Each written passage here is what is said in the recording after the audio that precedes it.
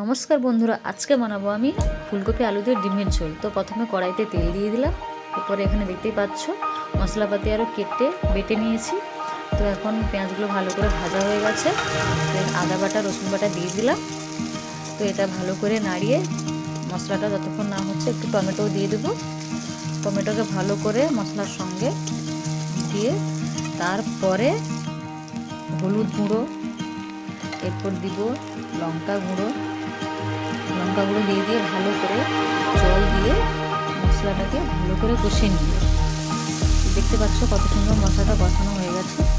তো এরপর দিয়ে দেব ডিম, আলু, ফুলকপি, যেগুলো দরকার সেগুলো দিয়ে দিলাম।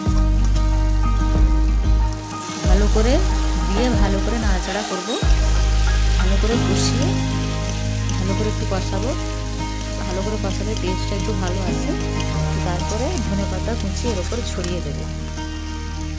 তো আমি ধনেপাতা বলতে গেলে খুব বেশি পছন্দ করি, তাই জন্য বেশি করে দিলাম। তো তোমরা তোমাদের মতন দিতে পারো। তো ভালো করে নাড়িয়ে তারপরে জল দিয়ে ভালো করে ফুটিয়ে কষা করে নেব।